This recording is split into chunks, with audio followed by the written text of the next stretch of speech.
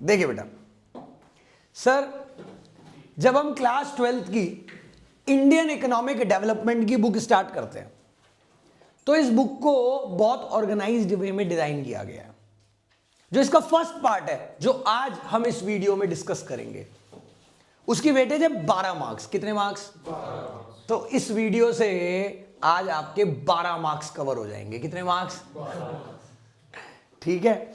सो इस पूरे पार्ट में हम पढ़ेंगे कि हमारी इकोनॉमी की क्या कंडीशन थी जब देश आजाद हुआ, फिर उसके बाद हमने क्या क्या प्लानिंग पॉलिसीज इंट्रोड्यूस करी 1950 से लेकर 1990 तक, फिर उस प्लानिंग पॉलिसीज के अंदर हमने क्या क्या चेंजेस किए, that is new economic policy. तो आपको एक पूरा कंप्लीट इंसाइट डेवलप हो जाएगी इस पूरी यूनिट के अंदर। ठीक है। फिर इससे अगली यूनिट है करंट चैलेंजेस की, 20 मार्क्स की, कि इस समय इकोनॉमी के क्या चैलेंजेस हैं। और फिर एक लास्ट चैप्टर है 8 मार्क्स का, जिसमें हम पढ़ते हैं कि कंपेयर करते हैं अपनी इकोनॉमी को अपनी नेबरिंग कंट्रीज की इकोनॉमी के साथ। क्लियर है? तो आज हम फर्स्ट यूनिट शुरू करने जा रहे हैं। ठीक है। तो फर्स्ट यूनिट का जो फर्स्ट चैप्टर है वो क्या है बेटा? Indian economy at the eve of independence. ठीक है बेटा, Indian economy at the eve of independence. अब इंडिपेंडेंस इसका मतलब आजादी, इसका मतलब पहले क्या थे हम? गुलाम। अब ऑब्वियस सी बात है, पता है तुम्हें किसके थे? ब्रिटिशर्स के। तो लगभग 200 साल ब्रिटिशर्स ने हमारे ऊपर क्या किया बेटा? रूल किया है। अब क्वेश्चन नंबर 1 जो एनसीईआरटी के अंदर आता है बेटा, जो भी मैं इस वीडियो के अंदर डिस्कस करूंगा वो एनसीईआरटी के कंटेक्स्ट में करूंगा। जिस तरीके के क्वेश्चन पुटअप हो सकते हैं उसके कंटेक्स्ट में करेंगे। ठीक है, जिससे आपको आंसर ड्राफ्टिंग में कोई प्रॉब्लम ना आए। तो पहला क्वेश्चन खुद सोचो आप कि रूल कौन कर रहा है? ब्रिटिशर्स। तो सर प्लानिंग पॉलिसी कौन बनाएगा? ब्रिटिशर्स। किसके फायदे के लिए बनाएंगे? तो पहला question, what were the real motive behind the policies pursued by the Britishers in India? कि उनका रियल मोटिव क्या था? तो सर बड़ा सिंपल सा था, that is protection and promotion of Britain rather than the development of India. Protection and promotion of Britain rather than the development of India, कि वो अपने देश के इकोनॉमिक इंटरेस्ट को पूरा करना चाहते थे, चाहे हमारे देश को कोई फायदा हो या ना हो। तो 200 साल उन्होंने जितनी भी प्लानिंग पॉलिसी हमारे देश के अंदर इंट्रोड्यूस करी वो सिर्फ और सिर्फ अपने देश को फायदा पहुंचाने के लिए करी। आया समझ में? अब सवाल ये उठता है, सर वो अपने देश को फायदा कैसे पहुंचाएंगे? तो उसके लिए आपको एक चीज समझनी पड़ेगी। सर वहां क्या चल रहा था उस समय? इंडस्ट्रियलाइजेशन, उद्योगीकरण। ठीक है। और यहां पर सारे के सारे किस में एंगेज थे? एग्रीकल्चर में। एग्रीगेरियन इकोनॉमी थी, कृषि प्रधान देश था। अब बीइंग एग्रीगेरियन इकोनॉमी हमारे पास क्या है? हमारे पास abundant supply of raw material थी। और वहां क्या चल रहा है? इंडस्ट्रियलाइजेशन, उद्योगीकरण। अब एक इंडस्ट्री को क्या चाहिए? चीपर रॉ मटेरियल जो यहां भर भर के था, और एक मार्केट जहां वो अपने प्रोडक्ट को लाकर आसानी से बेच सके। तो इंडिया उनके लिए एक फेवरेबल डेस्टिनेशन मिल गई कि वो चाहते थे इंडिया को कन्वर्ट करना, कि इंडिया को वो कन्वर्ट कर पाए एक्सपोर्टर ऑफ रॉ मटेरियल में और इंपोर्टर ऑफ, कि यहां से जो रॉ मटेरियल है सारा वहां एक्सपोर्ट कर ले और वहां से जो भी फिनिश गुड है जो उनकी फैक्ट्रीज में बन रहे हैं उसको वो यहां पर बेच सके। तो उनका टू फोल्ड मोटिव। तो अब सेकंड क्वेश्चन बनता है एनसीईआरटी का, क्या बेटा? What were the two fold motive behind the policies pursued by the Britishers in India? तो वो क्या था? क्या बेटा? कि वो इंडिया को कन्वर्ट करना चाहते थे एक्सपोर्टर ऑफ रॉ मटेरियल में और importer of, exporter of raw material में और इंपोर्टर ऑफ। आया समझ में? क्लियर है यहां तक? अब उन्होंने ये कैसे टू फोल्ड मोटिव अचीव किया, ये एक एक करके हम डिस्कस करेंगे कि ऐसा क्या क्या पॉलिसीज उन्होंने हमारे देश के अंदर इंट्रोड्यूस करी। अब देखो, सबसे पहले वो आए हमारी इकोनॉमी के अंदर, तो उन्होंने क्या देखा कि यार यहां पर तो मेजॉरिटी ऑफ पॉपुलेशन किस में एंगेज है? एग्रीकल्चर में। लगभग 72 से 75% जो वर्क फोर्स है वो एग्रीकल्चर में एंगेज, डायरेक्टली एंगेज थी। और लगभग 85% जो पॉपुलेशन है वो डायरेक्टली और इनडायरेक्टली एग्रीकल्चर में एंगेज थी। ठीक है, चलो ये भी कोई प्रॉब्लम नहीं है। प्रॉब्लम ये थी हम ना फूड क्रॉप प्रोड्यूस करते थे, क्या बेटा? जिसे हम बोलते हैं सस्टेनेबल फार्मिंग। क्या बोलते हैं बेटा? हाँ जी, सस्टेनेबल फार्मिंग, है ना, अपनी लाइफ को सस्टेन करने के लिए। अब वो गए यार इन्हें लूटे, तो लूटे कैसे? ये तो फूड क्रॉप उगा रहे हैं और खुद खा जाते हैं। ठीक है, अब इन्हें लूटे कैसे? तो उन्होंने हमें लालच दी हमारे फार्मर्स को कि सर हम आपकी जो फसलें हम आपसे वो खरीद लेंगे, आप ना कैश क्रॉप प्रोड्यूस करो। अब सर कैश क्रॉप क्या है? जो दूसरे गुड्स को प्रोड्यूस करने में हेल्प करती है, लाइक कॉटन, जूट, इंडिगो, है ना। नील नहीं होता, उजाला, 2 बूंद उजाला आपने सुना होगा, दैट इज इंडिगो। तो उन्होंने हमारे से कैश क्रॉप प्रोड्यूस कराई। क्यों? क्योंकि वहां क्या चल रहा था? इंडस्ट्रियलाइजेशन। उन्हें चाहिए क्या थी? Cash crop. ठीक है, तो उन्होंने हमारे से कैश क्रॉप उगाई। अब शुरू में तो उन्होंने पैसे दिए, बाद में उन्होंने खरीदनी, है ना, बहुत सारे रीजन थे। वहां पे आर्टिफिशियल डिस्कवरी हो गई थी इंडिगो की, है ना, या पहले वो डिपेंडेंट बना लिया, है ना, उन्होंने अपने ऊपर, बाद में उन्होंने खरीदनी बंद कर दी, फिर इक्के दुक्के दामों पे जो हमें पैसे दिए उन्होंने, फिर उन्होंने हमसे खरीदनी शुरू कर दी और हमें मजबूर। भाई फूड क्रॉप होते तो हम कंज्यूम कर लेते, इंडस्ट्रीज हमारे यहाँ है नहीं, तो हमें तो बेचनी ही पड़ेगी। तो एक उन्होंने इस तरीके से हमारे एग्रीकल्चर सेक्टर पे उन्होंने कंट्रोल किया। कोई डाउट यहां तक? तो उन्होंने हमें शिफ्ट किया फूड क्रॉप से कैश क्रॉप पर। इसको बोलते हैं कमर्शियलाइजेशन ऑफ एग्रीकल्चर। कमर्शियलाइज कर दिया, क्या कर दिया? डन। अब उन्होंने कहा चलो हम कब तक पैसे देके खरीदेंगे इनसे, थोड़े भी दे रहे हैं तो कब तक देंगे भाई, अगर थोड़े भी दे रहे हैं तो कब तक देंगे, कोई तो तरीका हमें करना पड़ेगा ना जिससे हमें पैसे भी ना देने पड़े और वो क्रॉप भी हम प्रोक्यूर कर लें, है ना बेटा, वो क्रॉप भी हम क्या कर लें, प्रोक्यूर। तो उन्होंने क्या इंट्रोड्यूस किया बेटा? Land settlement system. क्या इंट्रोड्यूस किया? अब इसके अंदर उन्होंने दो चीजें करी। पहला जमींदारी सिस्टम, जिसके अंदर उन्होंने जो बड़े बड़े लैंडलॉर्ड होते थे उनको जमींदार बनाया और उनको अथॉरिटी दी कि आप फार्मर से रेंट कलेक्ट कर सकते हो। और कैसे करते थे? In the form of crops. हमारे सामने तो अच्छे बन गए कि जब हमारे पे पैसे नहीं है, चलो देखो अंग्रेज बाबू कितने बढ़िया हैं, हमारे से फसलें ले लेते हैं। अरे भाई उन्हें चाहिए क्या थी? क्रॉप्स, क्योंकि वहां क्या चल रहा था? इंडस्ट्रियलाइजेशन। ठीक है ना।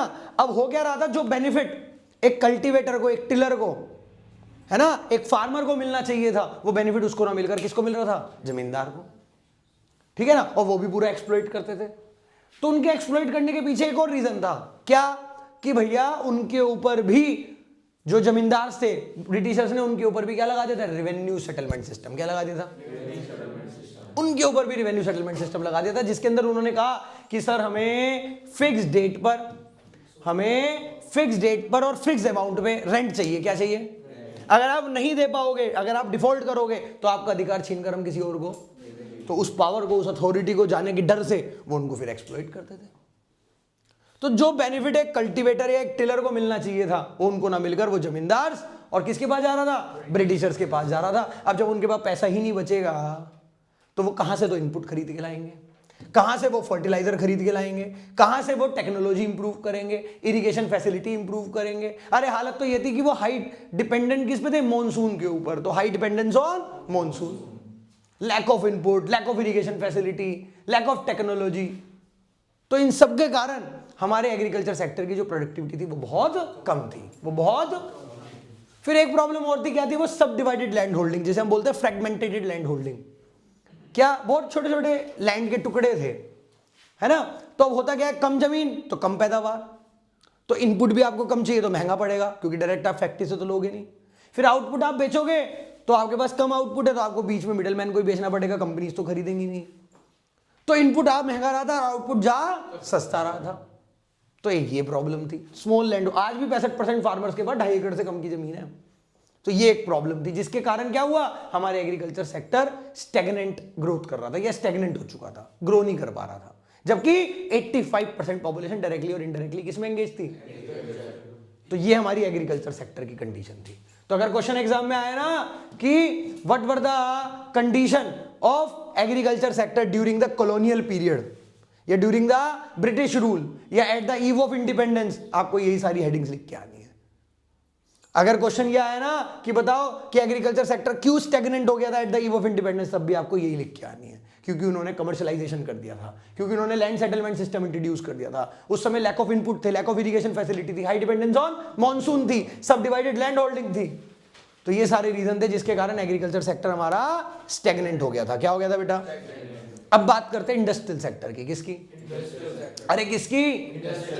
अब देखो भाई, किसी भी देश को अगर गुलाम बनाना है भैया, उसका इंडस्ट्रियल सेक्टर सबसे पहले तोड़ो, क्योंकि इंडस्ट्रियल सेक्टर आपको स्टेबल इंप्लॉयमेंट प्रोवाइड कराता है। क्या कराता है भाई? आज नहीं बिक रहा है यहां तो कहीं और बिक जाएगा, समझ रहे हो। बट एग्रीकल्चर में ऐसा, आपने एक बार फसल उगा दी तो उगा दी, सप्लाई इनइलास्टिक है, आप ना घटा सकते ना। बम्पर क्रॉप होगी तो 2-2 रुपए क्विंटल टमाटर बिकते हैं, क्या करें, सप्लाई नहीं कर सकते। ऐसा नहीं कह सकते धरती माता इसे संभाले या और उगा दे, जो तुमने बोया वही आएगा, समझ रहे। इसे घटा बढ़ा है ना भाई, अब जो तुमने पढ़ा है उसके हिसाब से ही कल रिजल्ट आए, कुछ नहीं कर सकते। कोई डाउट यहां तक? सप्लाई इनइलास्टिक है भाई। बट एक वीडियो भी डलेगी इंपॉर्टेंट क्वेश्चंस की शायद उससे थोड़ा कुछ हो जाए, कोई डाउट यहाँ तक? चलिए देखिए ध्यान से थोड़ा, यहाँ तक कोई प्रॉब्लम? तो अब बात करते हैं इंडस्ट्रियल सेक्टर की। किसकी? तो उन्होंने कहा इंडस्ट्रियल सेक्टर को ग्रो होने नहीं देना भाई, क्योंकि देश की मॉडर्नाइजेशन किस पे डिपेंड है? इंडस्ट्रियल सेक्टर के ऊपर। स्टैंडर्ड ऑफ लिविंग कैसे इंप्रूव होगा, इकोनॉमिक ग्रोथ कैसे होगी? इंडस्ट्रियल सेक्टर से। तो उन्होंने अपने देश में तो इंडस्ट्रियलाइजेशन चल रही थी और हमारे यहाँ क्या लगा दी? D industrialisation. क्या बेटा? हाँ, डी इंडस्ट्रियलाइजेशन। उन्होंने हमें कन्वर्ट कर दिया एक्सपोर्टर ऑफ रॉ मटेरियल में और इंपोर्टर ऑफ। अब जब रॉ मटेरियल वहां चला जाएगा तो इंडस्ट्रीज को कैसे मिलेगा? और जब वहां से फिनिश गुड यहां पे आएंगे वो फाइन क्वालिटी के हैं, है ना, मशीन मेड हैं, तो हमारी जो डोमेस्टिक इंडस्ट्री है वो उनसे कंपटीशन फेस नहीं कर पाएंगी। तो ये भी एक प्रॉब्लम थी, हमारी डोमेस्टिक इंडस्ट्री कंपीट नहीं कर पा रही थी। प्लस उन्होंने क्या करा? डिमांड पैटर्न को बदला। किसको? हाँ देख लो, आज हमें वेस्टर्न चीजें ज्यादा पसंद आती हैं, पास्ता और ये सब हमें पता नहीं क्या लगता है भाई, है ना, यही दाल चावल खा लो तो, है ना भाई। तो वेस्टर्न चीजें, अब देखो कंपनी हमारे यहाँ की नाम रख रही पीटर इंग्लैंड, क्योंकि उसे पता वो अगर नाम रख देंगे शुभम मुजफ्फरनगर तो कोई नहीं खरीदेगा। सीधी सी बात है भाई, नाम है उसका हवेली राम, कंपनी का नाम रख रहा है हेवेल्स। समझ रहे? तो पता भाई कहीं ना कहीं वेस्टर्न हम प्रेफरेंस देते हैं, ठीक है ना। तो उन्होंने डिमांड पैटर्न बदला, तो हमारे वाले भी कहने लगे हम भी धोती कुर्ता छोड़ के पैंट शर्ट पहनेंगे, देख लो आज सब वेस्टर्न अटायर में है। तो उन्होंने डिमांड पैटर्न बदला। क्या बदला? अब वो चीजें हमें तो नहीं आती थी बनानी, तो इस तरीके से उन्होंने यहां हमारी डोमेस्टिक मार्केट में पकड़ बनाते चले गए। ठीक है ना, क्लियर हो गए यहां तक? प्लस जिस चीज में हम अच्छे थे, हैंडीक्राफ्ट में, उस पे उन्होंने हैवी टैक्सेस इंपोज कर दिए। वर्ल्ड फेमस थे हम हैंडीक्राफ्ट में, जो हैंडमेड गुड्स होते थे, आर्टिस्टिक जो होते थे, ठीक है, उसमें हम वर्ल्ड फेमस थे। उस पे उन्होंने हैवी टैक्सेस इंपोज कर दिए, वो इतने महंगे हो गए कि फॉरेन से डिमांड आनी बंद हो गई, हैंडीक्राफ्ट इंडस्ट्री हमारी डिक्लाइन हो गई। तो हैंडीक्राफ्ट उन्होंने डुबो दी, डी इंडस्ट्रियलाइज पॉलिसी उन्होंने इंट्रोड्यूस कर दी, डिमांड पैटर्न बदल दिया, हमारी डोमेस्टिक इंडस्ट्री कंपीट नहीं कर पा रही थी। प्लस हमारे देश के अंदर ना बहुत ही कम कैपिटल गुड इंडस्ट्री थी।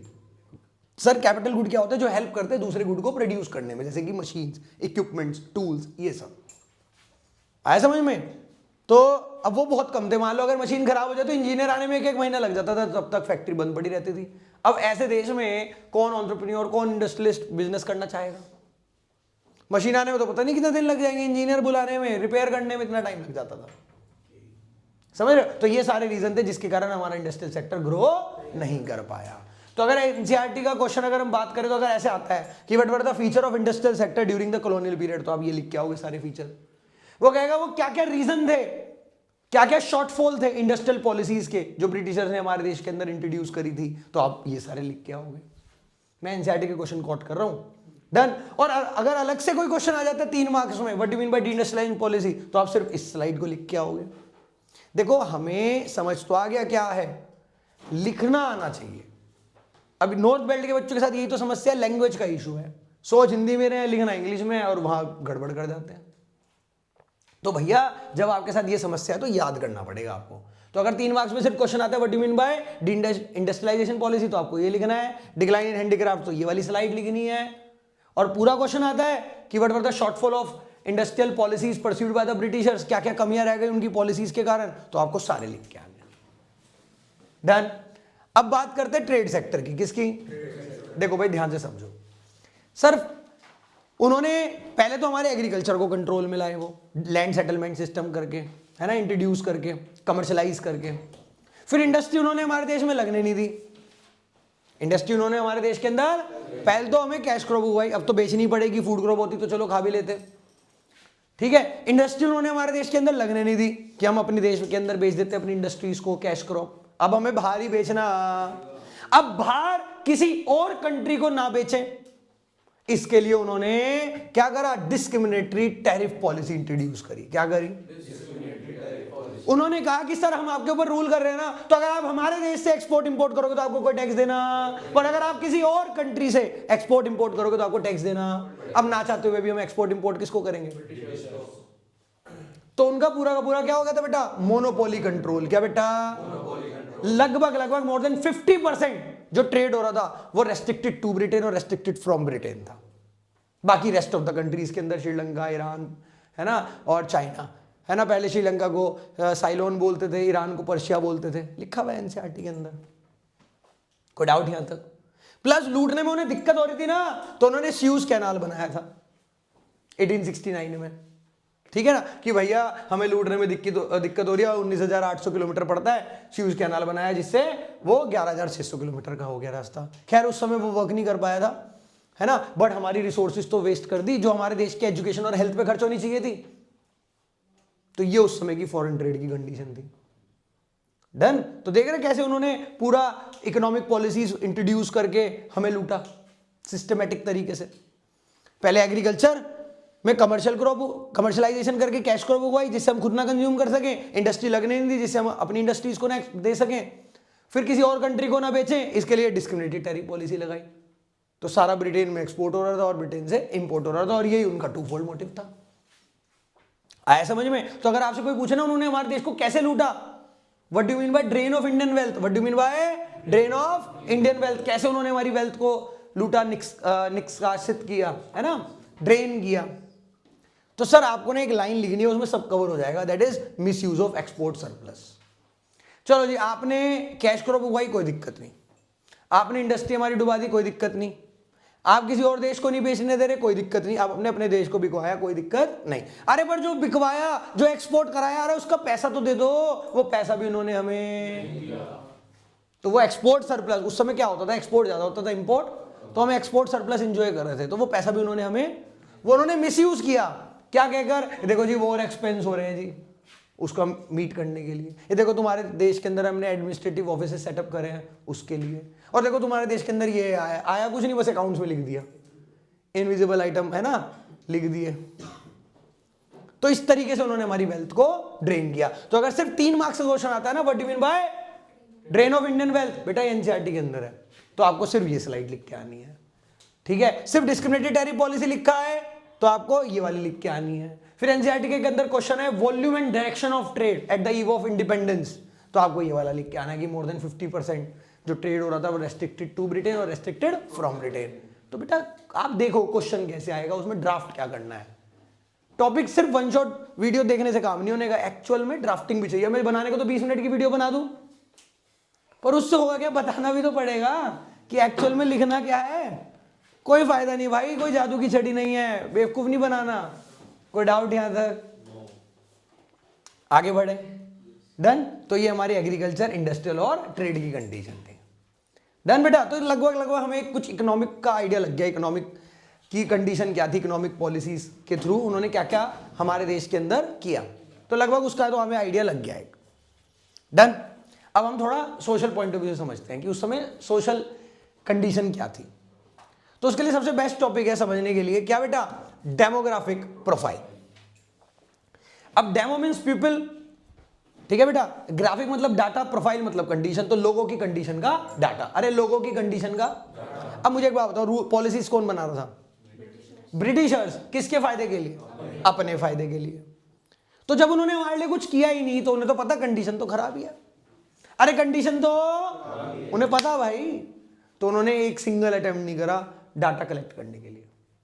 तो हमारे कुछ नोटेबल इकोनॉमिस्ट थे, Dadabhai Naoroji, William Digby, Findlay Shirras, R C Desai, V K Rao, इन्होंने क्या करा, डाटा कलेक्ट करने की कोशिश करी। ठीक है। अब जब उन्हें दिखाए तो भाई धोती खोल रहे भाई, तो उन्होंने कहा सच्चा हम ही कलेक्ट कर ले, अपने हिसाब से थोड़ा बहुत मैनिपुलेट तो कर लेंगे, यस और नो। तो उन्होंने पहला जो सेंसस सर्वे कंडक्ट किया वो किया बेटा 1881 में, 1881, और फिर उसके हर 10 साल बाद डाटा कलेक्ट करना उन्होंने शुरू किया, every after 10 years. 1881, 91, 1901, 1911, 1921, 31, 41, 51 and so on and so fourth. कोई डाउट यहां तक? क्लियर है? अब जब डाटा उन्होंने कलेक्ट किया तो हमें पता चला है यार भाई साहब, हमारी जो देश की जीडीपी है वो लेस देन 2% से बढ़ रही है, और जो पर कैपिटा इनकम है वो लेस देन 0.5% से, लेस देन, ये कंडीशन थी। आया समझ में? अच्छा, जब उन्होंने डाटा कलेक्ट किया ना तो पता चला यार, जब बाद में देखा गया, ऑब्जर्व किया गया, तो जो वीके राव का जो डाटा था ना वो नियरली एक्यूरेट था। तो अगर 1 मार्क में क्वेश्चन आ जाए ना कि वो कौन से इकोनॉमिस्ट थे जिनका डाटा नियरली एक्यूरेट था, that is V K Rao, that is V K Rao. कोई डाउट यहां तक?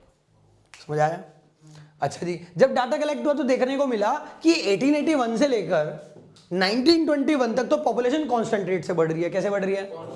हाँ, बट 1921 के बाद तो पॉपुलेशन कैसे बढ़ रही है? इंक्रीजिंग रेट से। उसके बाद तो रुकी नहीं, एक होता है बढ़ना, एक होता है इंक्रीजिंग रेट से बढ़ना। और देख लो आज इतनी मेहनत का रिजल्ट है, आज इंडिया क्या बन गया? Most populated country in the world. तो ये आजकल की मेहनत नहीं है, ये तब से चल रही है। कोई डाउट यहां तक? कोई डाउट?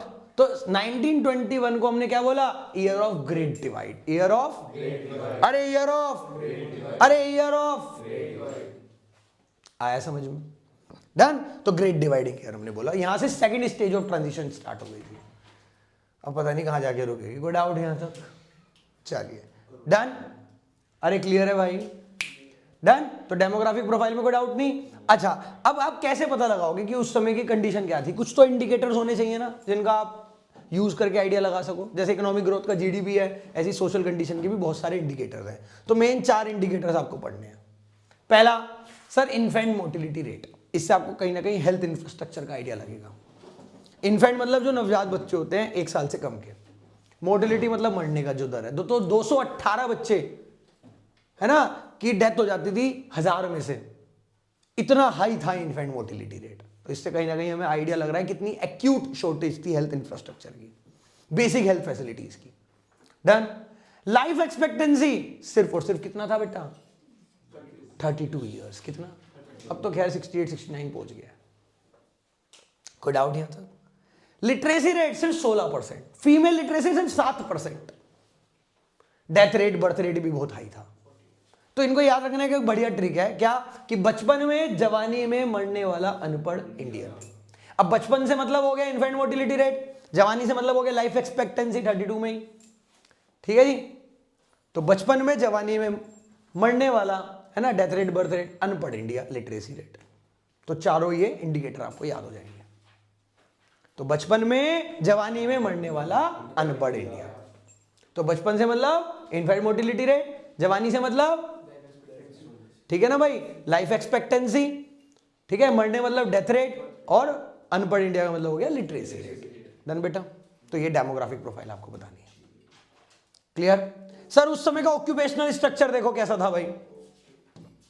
सर ऑक्यूपेशनल स्ट्रक्चर होता क्या है? सर ऑक्यूपेशनल स्ट्रक्चर का मतलब है जब हम अपनी देश की जो वर्कफोर्स है, जो एक्चुअल में किसी प्रोडक्टिव एक्टिविटी के अंदर एंगेज है, जो काम कर रही है, जब उसको हम डिवाइड कर देते हैं among the different sectors of the economy, among the, अब तुम्हें पता ही है 3 सेक्टर होते हैं, प्राइमरी, सेकेंडरी और टर्शरी। या तो एग्रीकल्चर, या इंडस्ट्रियल, या फिर ट्रेड, या सर्विस, जिसे हम क्या देते हैं, ट्रेड बोल दिया, सर्विस। कोई डाउट यहां तक? तो उस समय लगभग 72 से 75% एग्रीकल्चर में, सिर्फ मात्र 10% इंडस्ट्रियल में, और 10 से 15% सर्विस में। किस में? तो देखो शुरू से ही हम एग्रीगेरियन इकोनॉमी थे, कृषि प्रधान देश, एग्रीकल्चर डोमिनेंट था, है ना, डोमिनेटिंग था। कोई डाउट यहां तक? तो distribution of workforce among different sectors of economy. तो ये 3 मार्क्स में क्वेश्चन आ जाता है, 1 मार्क में एमसीक्यू पुटअप हो जाते हैं। डन। क्लियर है? पर ऐसा नहीं कि उन्होंने हमारे लिए कुछ किया ही नहीं, कुछ करके भी गए हैं। तो अगर क्वेश्चन आ जाए ना कि what were the positive contribution by the Britishers in India, तो बेटा वो मैं आपको बता रहा हूं। सबसे बड़ा उनका जो कंट्रीब्यूशन था वो था रेलवे। क्या था?